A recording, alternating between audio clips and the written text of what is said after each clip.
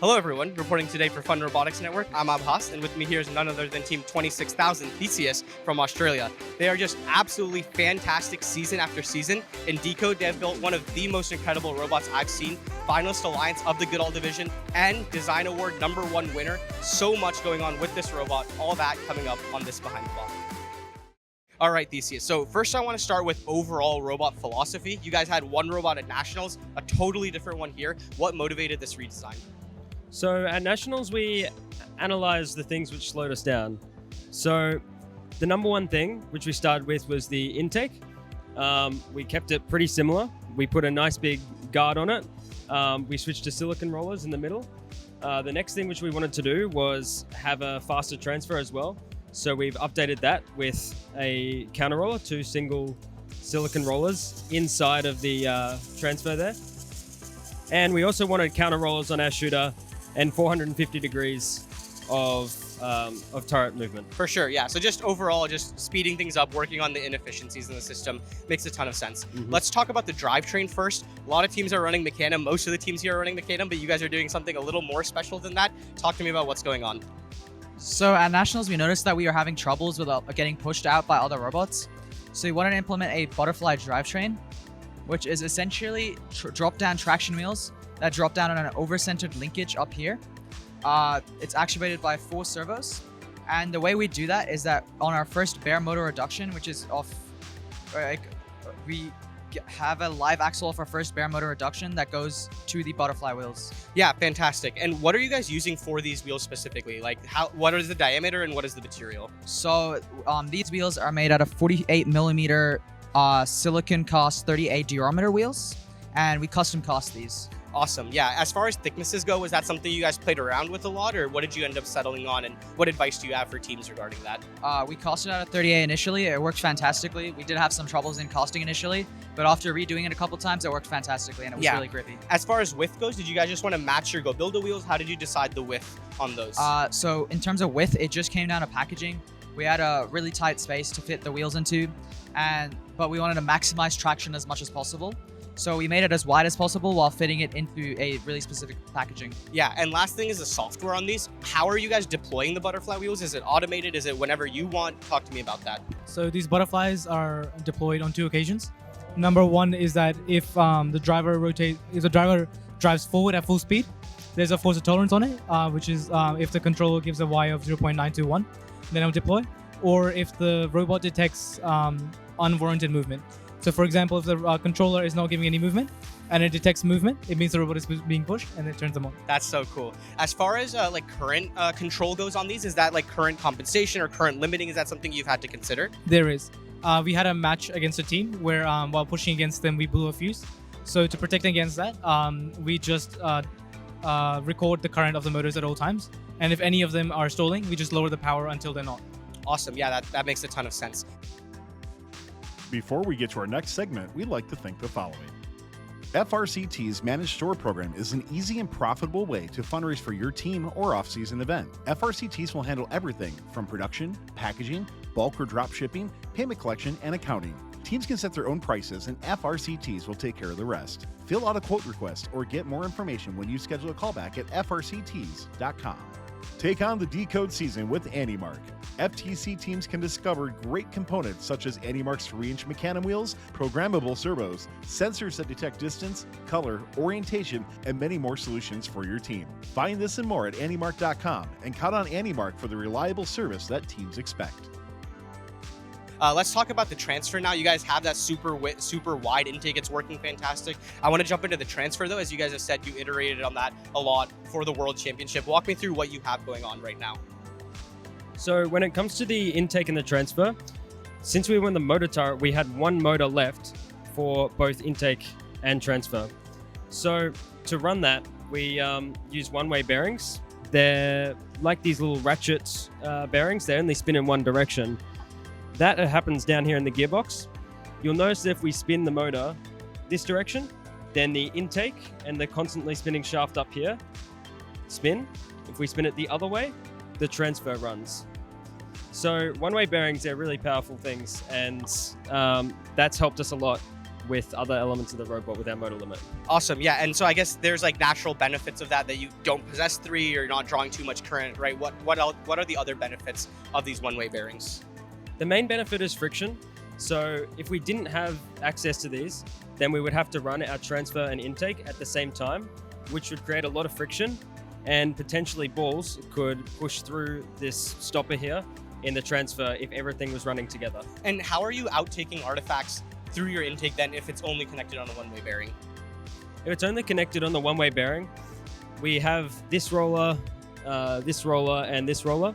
Those 3 are able to contact 3 balls. So the front intake arm doesn't have to be touching any balls. In fact, it goes up just like that on a linkage.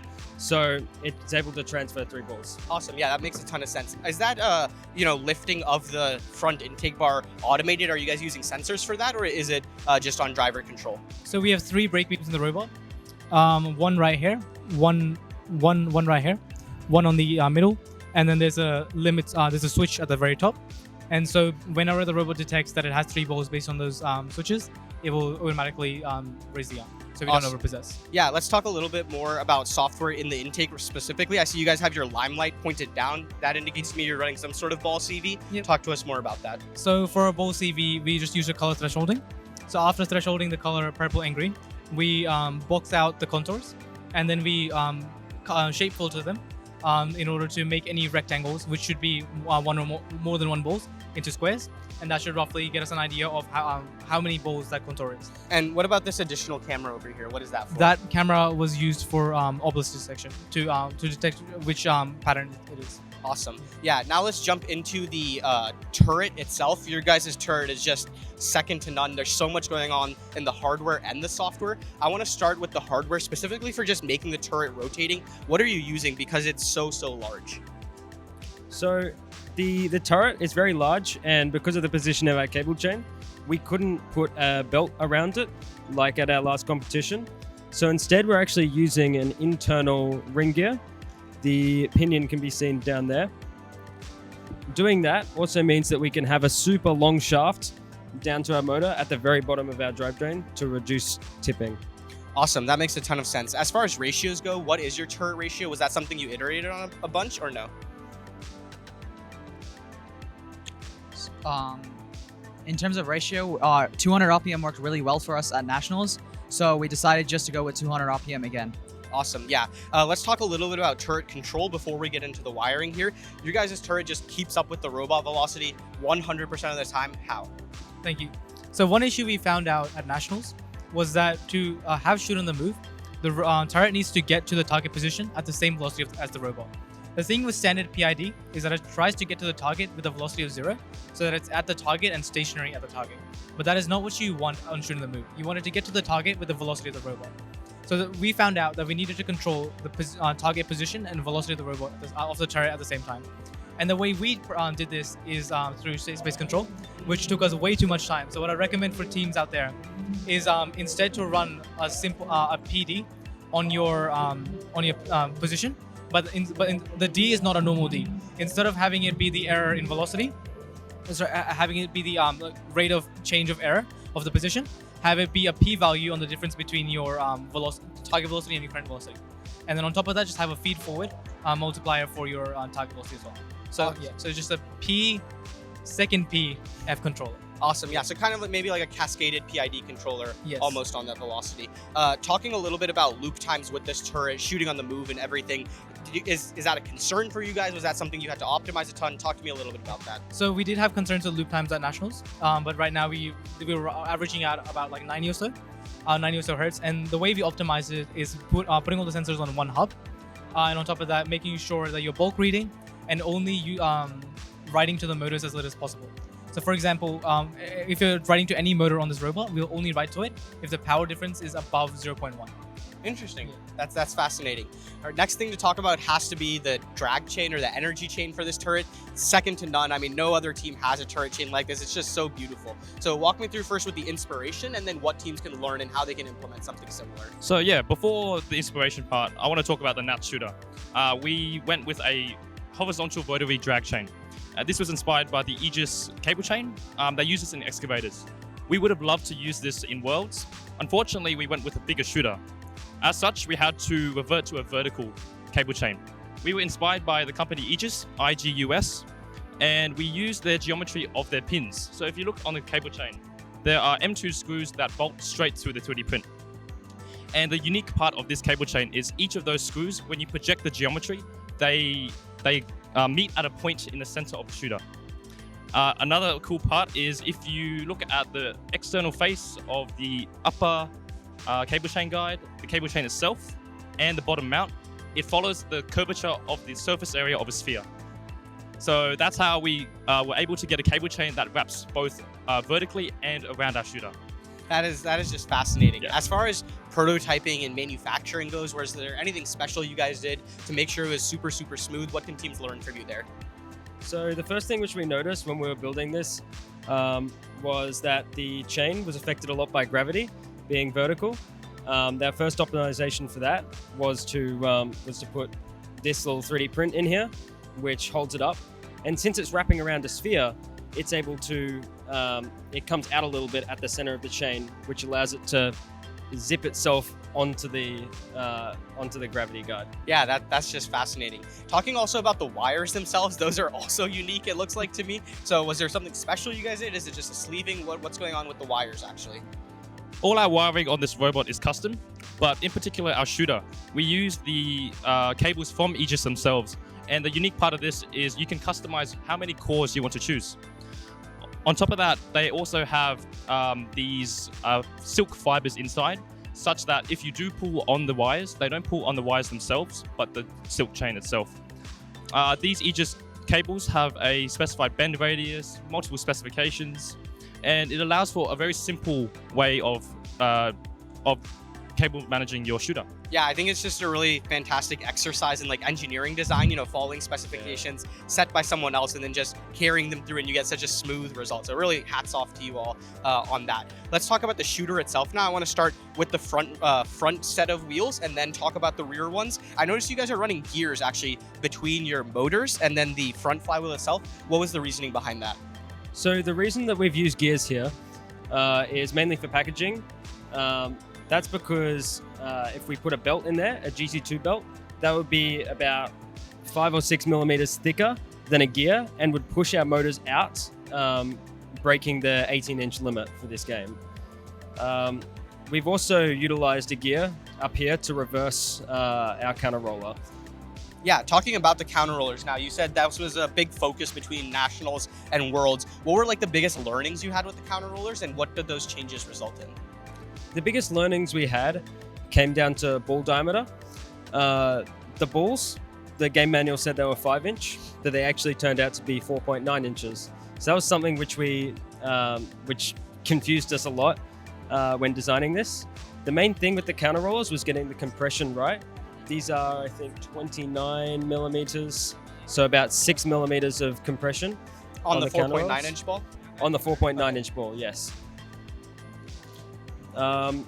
And there's also consistent compression surrounding those counter rollers as well to make a smooth transition. Yeah, another one of those just clever mechanisms I'm sure no one will know about unless they watch this behind the bot is your belted hood. So talk to us about that. I can see you're super excited, so tell us. Yes.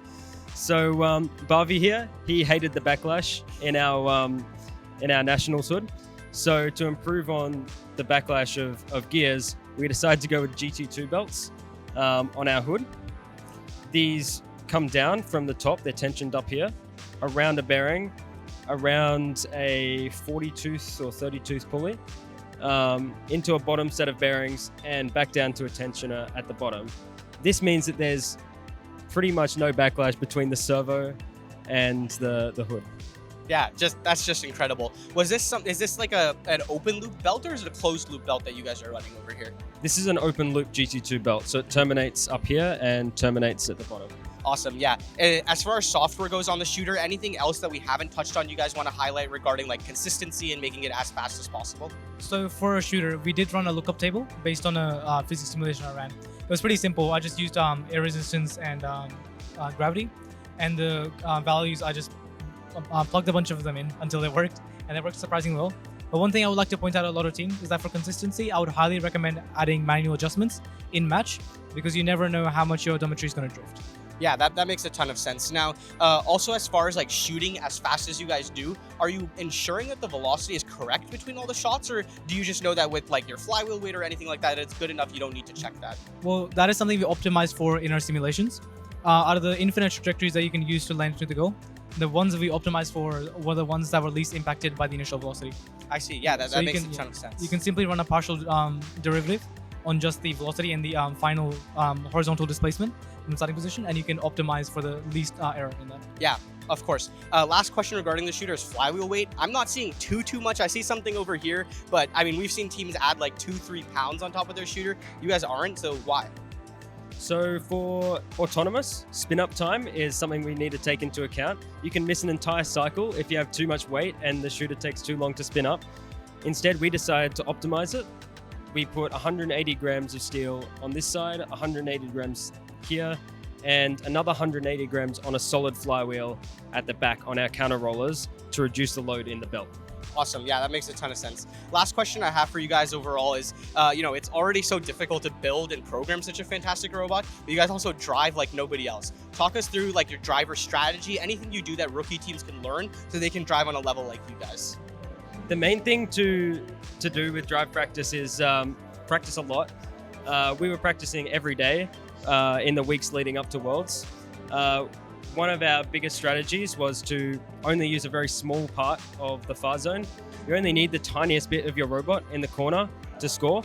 And just going back and forth super quickly in the far zone was a huge benefit to us with, what was our cycle times? Like 3-ish, sub 3 second cycles, yeah. Awesome. Yeah, Theseus, thank you guys so much. I mean, just every 1 or 2 years, there's this behind the bots that you know that teams are going to come back and watch year after year after year, because there's just so many fantastic mechanisms and algorithms and design principles behind what you guys have done. So thank you for sharing this with the world. I really appreciate it. I know our fun community will really appreciate it. Reporting for Fun Robotics Network, I'm Abhas, and this is Team 26,000 Theseus. Thank you. Thanks for watching. Don't forget to like, subscribe, and click the bell to stay up to date on future fun videos. Take on the Decode season with AndyMark. FTC teams can discover great components such as AndyMark's 3-inch mecanum wheels, programmable servos, sensors that detect distance, color, orientation, and many more solutions for your team. Find this and more at andymark.com and count on AndyMark for the reliable service that teams expect. FRCT's Managed Store program is an easy and profitable way to fundraise for your team or off-season event. FRCTs will handle everything from production, packaging, bulk or drop shipping, payment collection, and accounting. Teams can set their own prices, and FRCTs will take care of the rest. Fill out a quote request or get more information when you schedule a callback at frcts.com.